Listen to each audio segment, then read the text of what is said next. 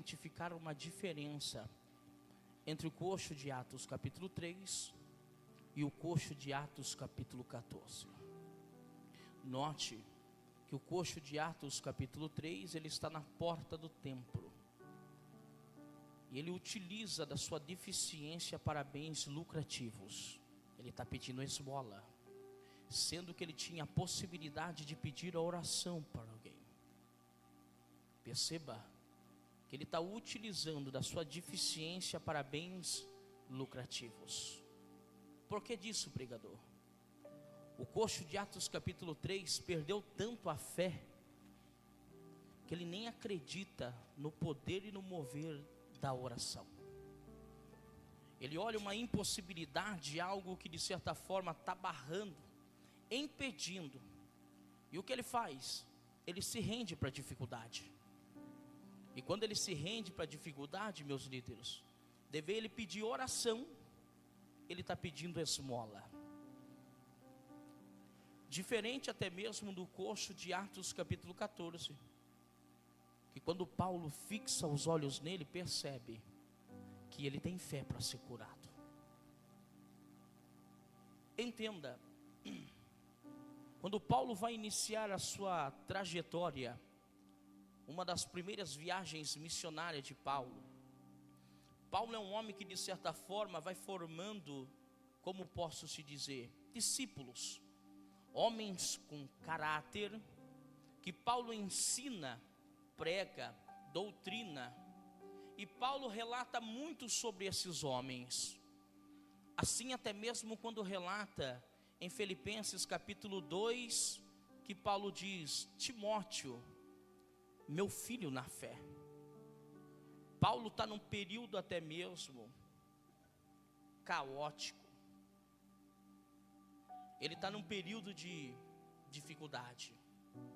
Quando começa a descrever a carta a Filipenses capítulo 2, que ele relata sobre Timóteo, ele diz assim: é necessário que mande até a mim Epafrodito, meu amigo, companheiro e também companheiro de batalha. Epafrodito levanta uma oferta missionária, vai percorrer a cerca de 1.200 quilômetros, traduzindo entre 7 a 8 dias a pé. Filipenses 2 testifica, relata dizendo que uma enfermidade agora assola a vida de Epafrodito. E a Bíblia diz que Epafrodito quase morre. Mas a mesma Bíblia diz que a misericórdia de Deus veio sobre a vida de Epafrodito. Note que ele não olhou a distância. Perceba que ele não olhou até mesmo o esforço que ia ter. Simplesmente o líder convocou, ele foi. O que me abraça com uma graça imensa é que quando Paulo testifica na carta de Filipenses 2 dizendo: meu amigo, companheiro de batalha, manda Epafrodito. Quando Paulo está dizendo isso, meus líderes, é Paulo dizendo: manda quem na hora da batalha estava do meu lado. Manda quem na hora das lágrimas estava do meu lado. Envia quem na hora da dor esteve comigo. É isso que é belo, porque ter alguém do nosso lado quando tudo está indo bem é fácil. Ter alguém ao nosso lado quando tudo está fluindo é gostoso. Mas o difícil e afinal vai ser revelado os verdadeiros na hora da dificuldade, na hora da lágrima, na hora da dor. E nesse período Paulo necessita de ajuda. E ele diz: manda Epafrodito. Ele vai. Quando ele vai, ele cumpre aquilo que foi designado. Quando ele está retornando, Paulo finaliza dizendo: receba Epafrodito com júbilo de alegria, e com honra. E Paulo finaliza dizendo novamente: por amor à obra, ele quase morreu, mas a misericórdia de Deus. Levante uma mão para cima, que eu preciso liberar isso para você. Se não fosse a misericórdia de Deus, você não estaria aqui. Se não fosse a misericórdia de Deus, eu não estaria aqui. Se não fosse a misericórdia de Deus, eu tenho uma boa notícia para liberar para alguém que chegou nesse sábado profético. A misericórdia de Deus hoje está alcançando a tua casa. A misericórdia de Deus hoje está alcançando a tua família. Olhe para quem está à tua direita e à tua esquerda e seja profético e diga: independente o problema, independente o cenário de opróbrio, independente se o cenário está caótico, a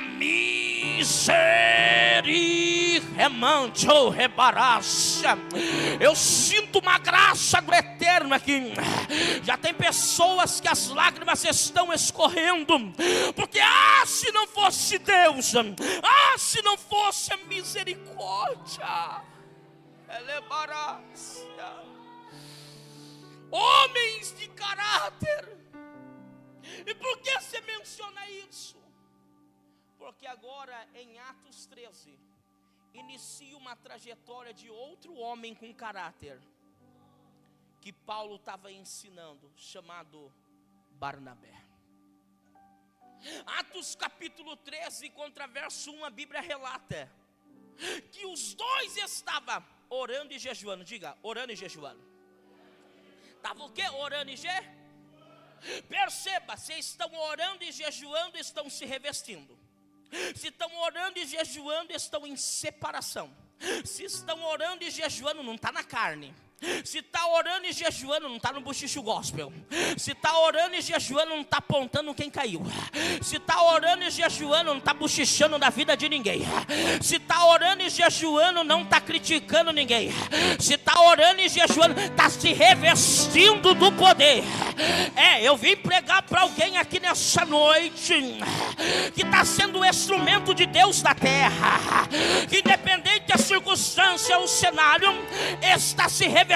Efésios capítulo 6, contra verso 10. Revestir de toda a armadura de Deus. Alguém saltou lá atrás. Alguém deu glória aqui. Eu vou liberar para ver se você faz o download do maná. Eu não vim pregar para crente dondoca. Eu não vim pregar para crente mimizento.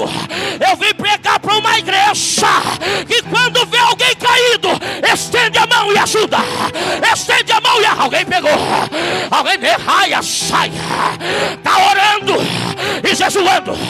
Está orando e jejuando. Há uma preparação de Deus.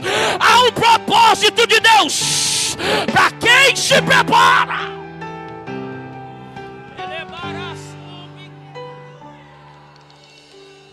Quem está orando e jejuando, missionária Emília, não tem tempo de criticar ninguém.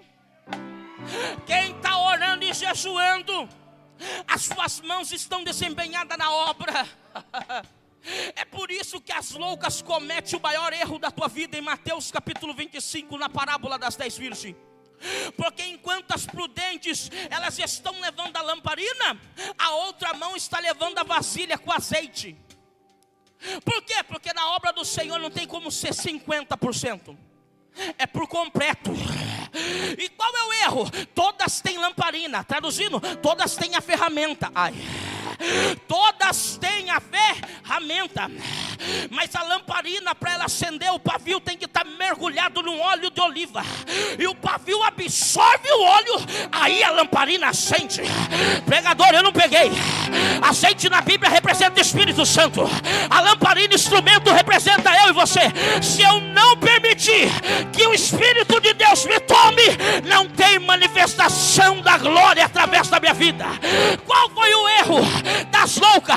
É que tinha ferramenta, mas não tinha o produto que era necessário para manter a lamparina acesa. Com todo respeito aos irmãos, mas tem muita gente que começou, parecia um maçarico, rodava, dava piroleta, profetizava, mas o que aconteceu? Parou de levar graveto, parou de levar graveto. Agora você olha para o altar, só está cinza, sacerdote. Mas essa noite eu vim dizer: sacode a cinza, e quem trouxe lenha para queimar, abra a boca agora, abra a boca, rebaia, sai. Eu sinto a glória dele aqui, profeta. E o céu está dizendo para mim nessa noite: essa noite será marcada por uma apoteose de glória. Se você veio para adorar, levanta a mão, adora, adora, adora, adora, adora, adora, adora.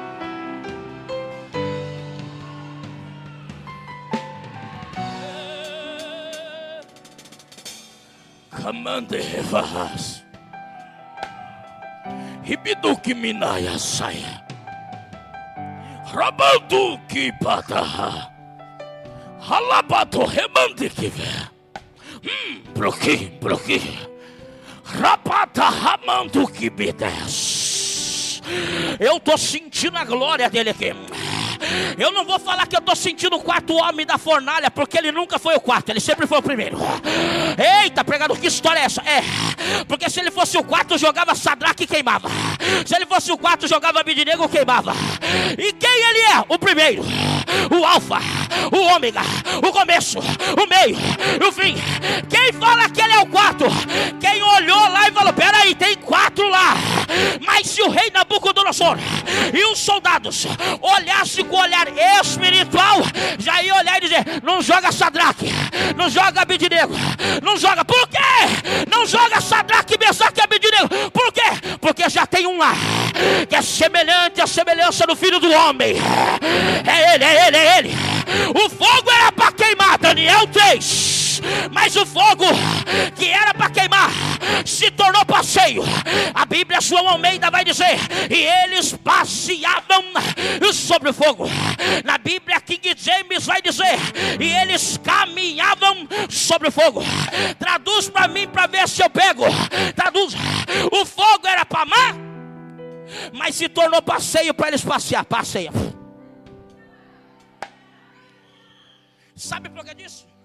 Porque para toda a dificuldade da nossa vida, Deus vai abrir uma porta de escape. Deus abre passarela de fogo, Daniel capítulo 3. Deus abre passarela de pedra. Aonde você viu isso? João 8. Todo mundo, vamos apedrejar ela. Só que perante a lei de Moisés, para aquela mulher ser apedrejada, tem que estar aquele que cometeu o ato com ela. Cadê ele? Não tem, só tem a mulher. Por quê? Porque o propósito não era quem estava caído, era Jesus que ainda estava de pé. Você não está entendendo porque alguém tenta te derrubar? Porque o problema não é a queda da mulher, o problema é Jesus que ainda estava de pé. É por isso que o texto revela: e para ter com ele. Então o problema não era a queda da mulher, era Jesus que ainda estava de pé. Quando até mesmo pega a mulher, atrapalha o culto, ela está no meio, está no centro, param e usam a palavra, porque tem muita gente que usa a Bíblia para matar sonho. Usa dizendo: ó, pela lei de Moisés, ela tem que ser apedrejada. Jesus escrevendo na areia. Eu acho lindo isso. Por quê? Porque as placas dos 10 mandamentos foram cravadas na rocha. Mas quando Jesus está escrevendo, ele está escrevendo na areia. Porque passou o pé, apaga. A água vem e apaga. Meu irmão, eu não sei o que estava escrito lá, mas eu acho lindo que Jesus olha e diz: aquele que não tem pecado, atire a primeira pedra. Ah, meu irmão, sai os mais velhos, mais novos. Só fica Jesus e a mulher. Jesus chega até ela, olha para ela e diz: mulher, cadê aqueles que te condenam? Ó mulher, ó mulher, ó mulher.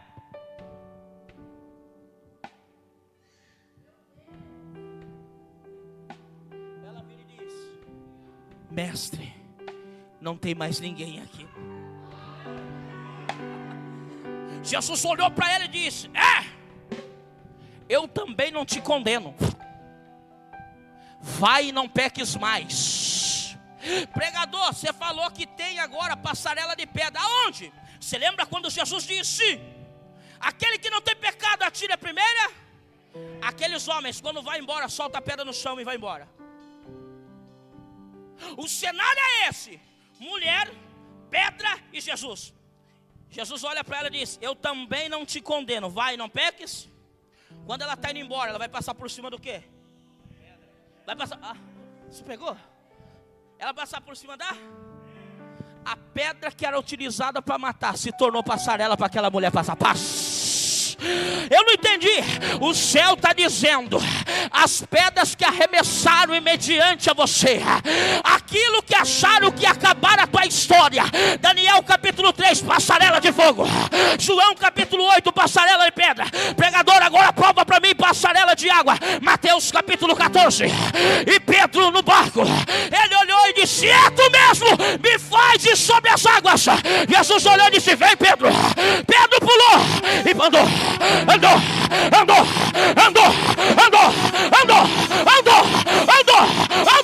Eu vou dar lugar aqui. O céu está dizendo para alguém: vem andar no sobrenatural. Vem andar.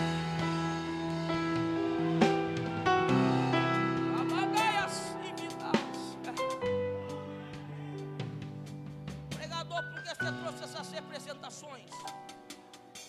Simplesmente porque quem ora vive coisas extraordinárias. Quem ora vive coisas extraordinárias.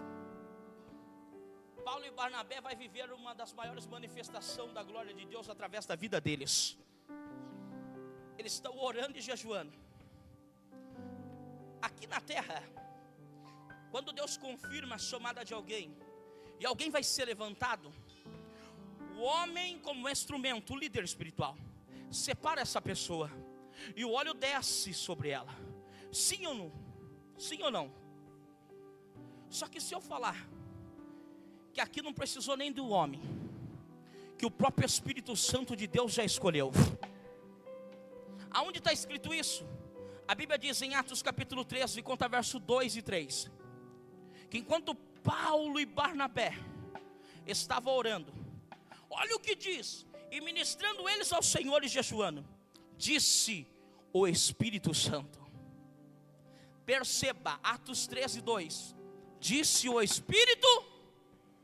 Opa, então não é qualquer um que está falando. Não é o linguarudo que está falando, é o Espírito Santo. Não é o caluniador que está falando, é o Espírito Santo. O Espírito Santo olha e disse: separa para mim Paulo e Barnabé. Quem separou? Foi o Espírito. O Espírito Santo disse: separa para mim Paulo e Barnabé para a obra a qual eu tenho o chamado. Traduz para mim. Quem ora, jejua, tem direção do céu. Tem direção do céu. Quando o Espírito Santo de Deus os separa, eles vão para a sua primeira viagem. Eles estão cheios de Deus, estão cheios da graça, estão cheios da virtude. Eles passam até mesmo em uma cidade chamada Chifre, que automaticamente é a cidade do próprio Barnabé. Aonde você consegue provar isso? Atos, no seu capítulo 4, contra verso 36. Prova que esta cidade é a cidade de Barnabé. Perceba que Barnabé foi cheio, e quando ele retorna para a cidade dele, ele está o quê? Cheio do Espírito Santo. É como se Deus estivesse trazendo uma honra para Barnabé. Você vai até voltar lá, filho, mas você não vai pisar lá mais vazio. Você vai até lá, mas você não vai pisar lá vazio. Você vai cheio da presença. Quando eles chegam na cidade de Chifre, eles passam, faz a obra ali. Eles descem para uma ilha chamada Ilha de Pafos. E quando chega na Ilha de Pafos, há um governador lá, um governador do país chamado Sérgio Paulo. Esse governador, ele convoca e cria o desejo no coração dele de ouvir a palavra. E a Bíblia diz, e aquele homem manda trazer Paulo e Barnabé, porque ele desejava, Atos 13:7, desejava ouvir a palavra. Só que um problema agora, meus líderes, vai se revelar agora, no contraverso 8. Do lado desse governador Sérgio Paulo, diácono Gilmar, há um homem, chamado até mesmo Eliasmar. Algumas traduções vão dizer Bar Jesus. E qual é o problema? É que a mesma Bíblia diz em Atos capítulo 13, contraverso 8 diz: Eliasmar, o feiticeiro, falso profeta, é a Bíblia que está dizendo. A tradução que eu estou em mãos é a Bíblia King James de 1611. Atos 13, 8 diz: estava lá o feiticeiro, falso profeta, Eliasmar. E olha que a Bíblia enfatiza dizendo: e ele resistia e procurava em afastar da fé Sérgio Paulo. Sabe o que é isso? Cuidado quem está do seu lado. Esta vai doer, tem gosto de bezetacil, mas cura. É amargo igual de pirona, mas cura, meu filho. O que eu vou dizer agora. Essa pessoa que caminha ao seu lado, que você diz amigo, te leva para o altar ou te distancia da presença? Essa pessoa que está do teu lado, ela te leva a orar ou te leva a você cada vez mais pecar?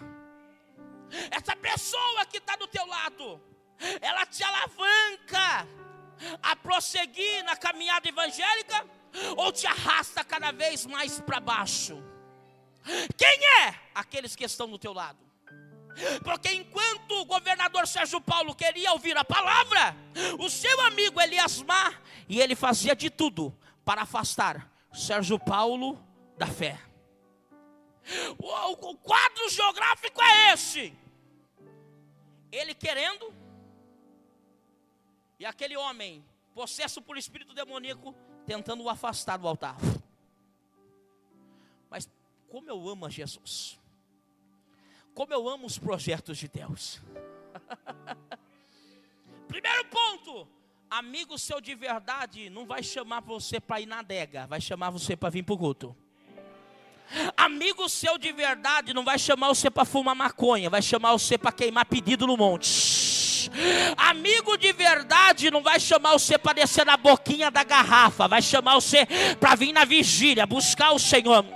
Amigo de verdade não vai te afastar do altar, mas vai te trazer próximo do altar.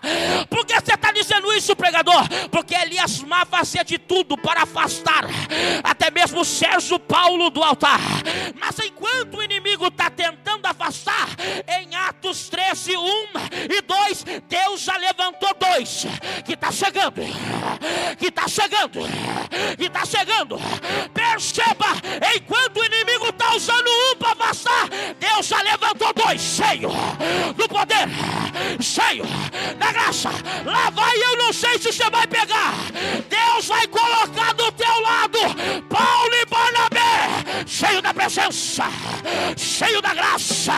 Segure a mão de quem está do teu lado, segure a mão de quem está do teu lado. Isso, aperte a mão dessa pessoa, balança ele para ver se ele acorda. Isso, aperta bem forte, até ele gritar aleluia. Isso, e diga para ele: quem Deus vai pôr do teu lado vai estar cheio da presença, da presença, da presença.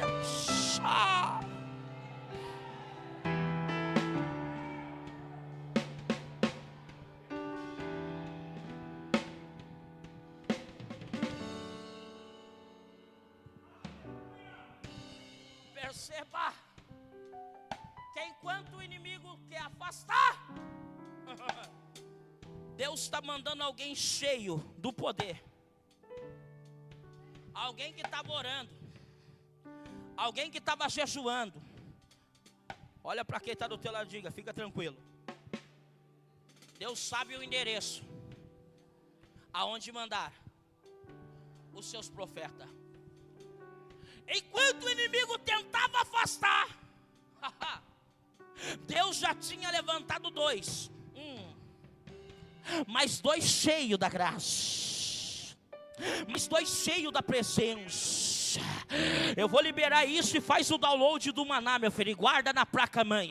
O céu está dizendo para alguém aqui: não se preocupa, quem eu vou pôr do teu lado tem direção. Quem eu vou pôr do teu lado está na oração. Quem eu vou pôr do teu lado acabou de sair do jejum. Quem eu vou pôr do teu lado não foi levantado pelo sistema, mas pelo Espírito Santo. Eu vou liberar isso. Vai, dói, mas liberta. Assim diz o Senhor: do teu lado eu vou colocar mulher e homem de Deus, que vai pegar na tua mão e dizer: vamos, vamos, vamos, vamos, vamos, vamos.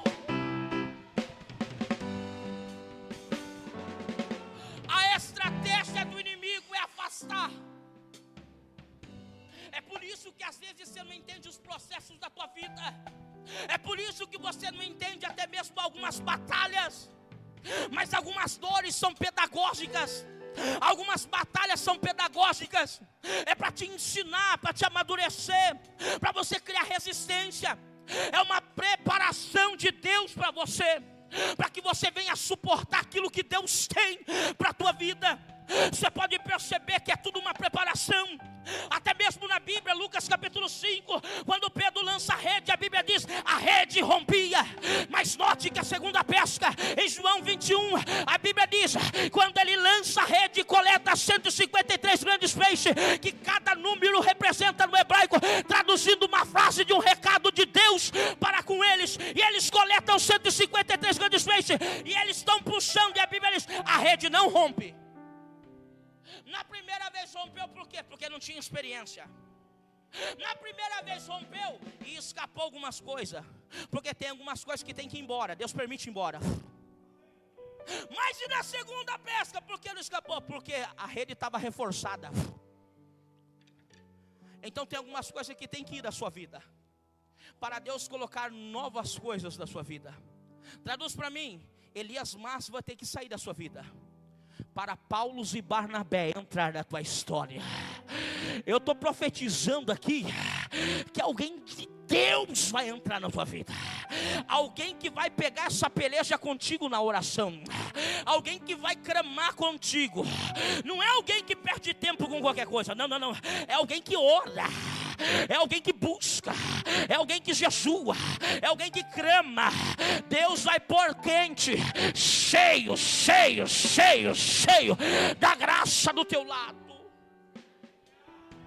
Vou partir para o final agora, 9:8. Perceba que o inimigo quer, mas Deus já está enviando 2. Enquanto o inimigo levanta 1, Deus já levantou 2, cheio. E está chegando um encontro. Qual que é a importância de eu estar com alguém que tem visão? É muito importante. Sabe por que é importante? Porque quem tem visão, às vezes vai conseguir observar e visualizar aquilo que eu não estou enxergando, que está na minha cara.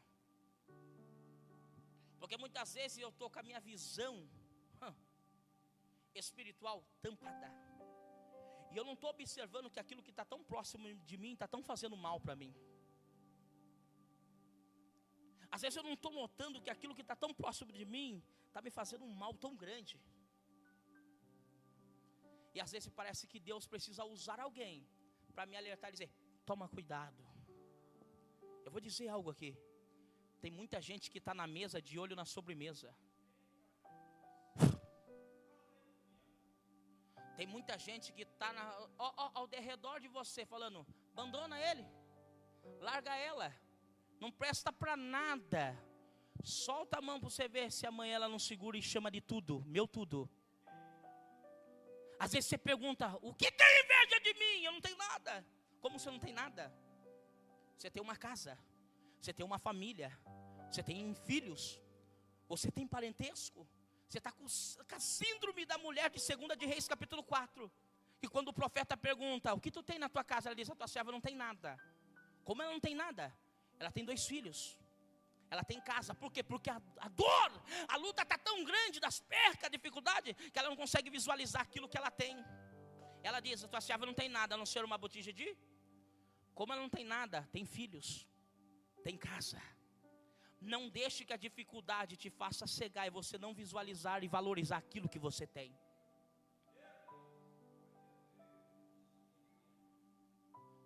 Comece a enxergar de uma forma diferente. Valorize aquilo que Deus te entregou. A sua família é problemática? É, mas é a sua família. Ela tem defeitos? Tem, mas é a sua família.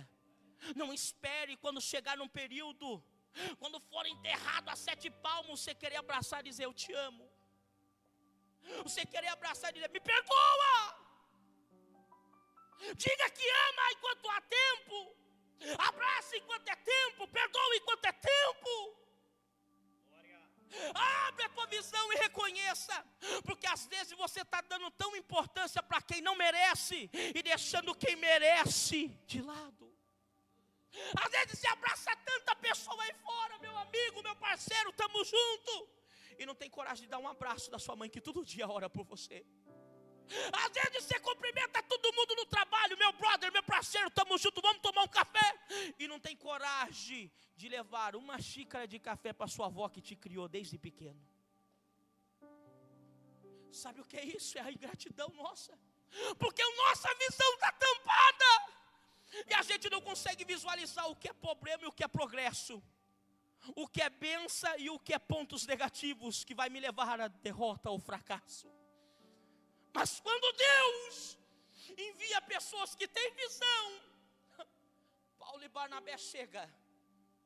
E a Bíblia diz: e Paulo, fixando os olhos, olhou para Eliasmar e disse assim: filho do diabo. Eu não estou tentando deixar a mensagem um pouco... É a própria Bíblia que diz, Atos 13, contraverso até mesmo 11, contraverso 10 e 11, o próprio Paulo diz: filho do diabo, cheio de todo engano. Sabe para quem Paulo está falando isso? Para Eliasmar. Por quê? Porque quem Deus vai enviar na nossa vida, cheio de Deus, cheio da presença, vai conseguir visualizar aquilo que a gente não está enxergando. Perceba que Eliasmar está andando com Sérgio Paulo, está tudo indo bem. Mas Sérgio Paulo nem sabia que o próprio amigo dele, Eliasmar, está afastando ele da fé. Mas quando vem o desejo dele ouvir a palavra, vem Paulo e Barnabé, Paulo já olha para Eliasmar e diz: filho do diabo. O próprio Paulo diz: filho. Então isso sabe o que me demonstra? Uma visão espiritual. Aquilo que Sérgio Paulo não estava conseguindo visualizar, Paulo só bateu o olho e disse: filho do diabo. Sabe o que é isso? Deus vai pôr pessoas que têm visão, pessoas que vão reconhecer aquilo que está travando a tua bênção, pessoas que vão visualizar e dizer: opa, está errado dessa maneira, opa, é isso. Repreender aquilo que está aprisionando você de romper e de você chegar. Às vezes você dizima, você faz votos, você ora, você jejua, você busca, e não está entendendo porque você não está rompendo, não está entendendo porque você não está alcançando, não está entendendo porque você não está chegando. Mas é algo que muitas vezes está tão próximo de você que está impedindo você de chegar na vitória. Mas essa noite fica tranquilo, que Deus está enviando servos que têm visão e vai te dar orientação do céu. Paulo fixou os olhos e disse: filho do diabo, cheio de todo engano e toda maldade, inimigo de toda a justiça de Deus. Contra verso 11, partimos para o final. Diz: e agora, eis que a mão do Senhor virá sobre você. Pode ser que você estava esperando uma palavra: toma caminhão do Faustão, toma iate, toma avião. Mas hoje Deus te trouxe aqui para te orientar e para você abrir a sua visão. Quando Ele diz: hoje a mão do Senhor veio sobre você, sabe o que Paulo está dizendo? O negócio não é comigo. O negócio não é mais aqui na terra. A mão do Senhor virá sobre você. Pregador, o que é isso? Era Paulo dizendo: o negócio não é mais na terra, meu querido. O negócio agora já está num nível acima. É com o céu agora, é a mão do Senhor. Pregador, traduza isso para mim. Quem tentou ou tenta, de certa forma, te afastar do altar, o negócio não é mais com você. Você não vai precisar brigar. Você não vai precisar discutir. Você não vai precisar desabafar no Instagram, no Facebook, pegar pedaço de mensagem e ficar postando para dar indireta a ninguém. Não, não, não, não, não, não, não. Entrega para o Senhor, porque a partir dessa noite é a mão do Senhor que entra. Eu vou repetir, é a mão do Senhor que entra. Você não vai precisar gritar, você não vai precisar brigar, não vai precisar discutir. É a mão do Senhor. Há uma espada da justiça aqui nessa noite, e o céu está dizendo: quem tentou parar os teus projetos, quem tentou te tirar da minha presença, quem tentou frustrar os teus sonhos, tentou atrapalhar a tua jornada, fique tranquilo, porque não é mais contigo, é com a mão dele, é com a mão dele, é com a mão dele, é com a mão dele. Pode pedir para se pôr de pé, pastor? Pode. Com a permissão do líder, se ponha de pé. Missionário Emília, prepara um louvor lá. Põe a mão no seu coração, por favor. Põe a mão no seu coração. 9:16. Se Deus me conceder uma nova oportunidade, eu chego em Atos 14. Porque não tem como eu chegar já direto em Atos 14 sem mencionar o 13. Põe a mão no seu coração nessa noite. Eu não vim aqui mexer com o seu emocional. Quem me conhece sabe que eu dou prioridade primeiro para a palavra.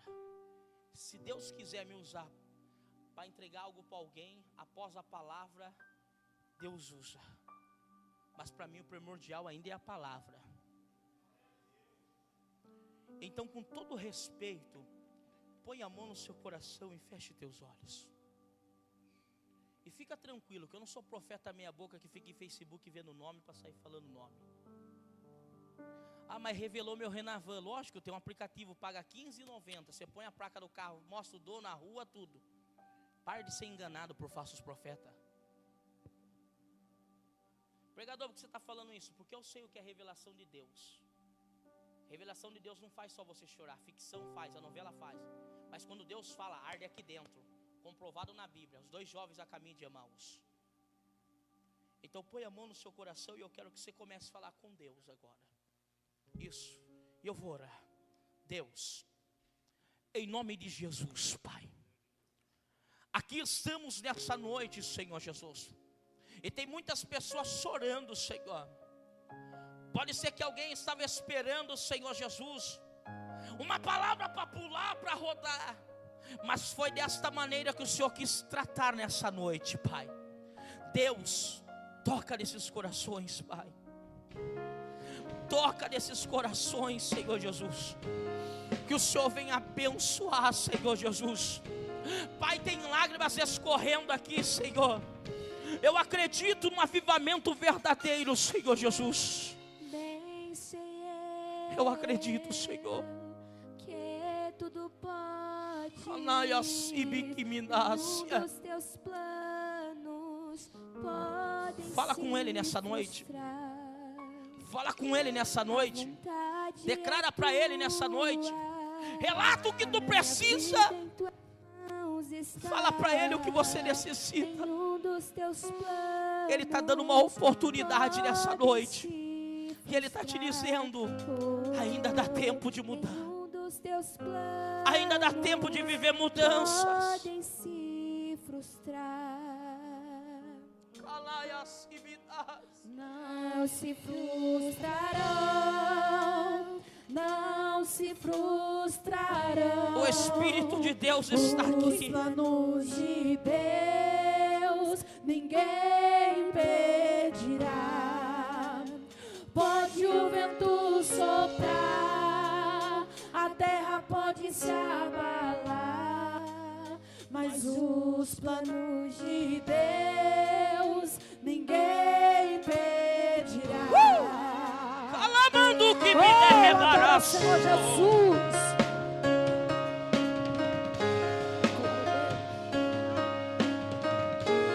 Oh, levante as tuas mãos e declare para o Senhor.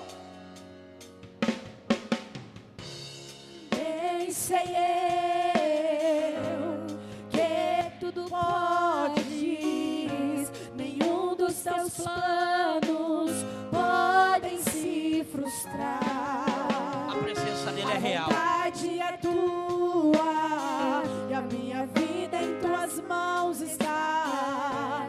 Nenhum dos teus planos podem se frustrar. Oh, nenhum dos teus planos podem se frustrar. Adore comigo, igreja. Não se frustrarão.